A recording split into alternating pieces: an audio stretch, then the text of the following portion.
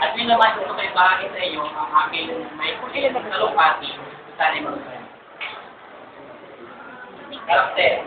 Tukasan nga ba ng pagkatao? 7. Mga tulong tayo na sinapunan. 4. 5. 6. 7. Ang ating pagkatao ay Pang 5 si ano, pagkatao si yung friend. ay lumaki. Subalit, ano nga bang mapuno nito? Sino nga bang She makes friends. No, she's not. Definitely not. natutulog nga ba ng karakter ang ating pagkatao? Natahanan, naroon ang ating mga magulang. Sila ang nakakakilala at nakakaalam kung sino ang sinasabi. Sila rin nagturo at naka-influensya sa kung anumang karakter meron tayo. Sa paaralan, meron din ang ating mga guro. Sila rin ang nagturo ng magagandang hasan at ang pagkipagkakot. Sunahan, naroon naman ang mga kapat sa kapag-ikot na lagi nagpapaalala sa mga namin. Ngunit, sa kapila nito, yan ang iibabaw pa rin muli sa ating pagkatao.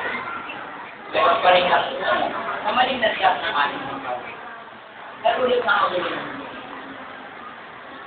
Ang dahil sa nasirang pamilya, at ulit naman hindi pagkakausap ng pamilya. Ang dahil sa napagbalas ko yung nagpupupi sa ngalan ng may kapal.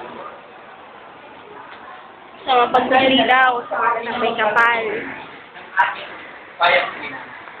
Sa mga nagpupukli daw sa pangalan ng may kapal. Nakakalungkot ba?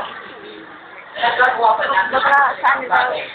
Sa mga taong nagpupukli sa pangalan ng may kapal. So yun, sino ang dapat? Ako ba? Kayo? Ikaw? Marami. Naging ang dapat dapat. Ha? Sumasagot niya, Ochi. Ano na tayo na, alam mo? Sino daw dapat si Jen? Hindi ba friend? Ikaw. Ikaw nagiging ang dugo.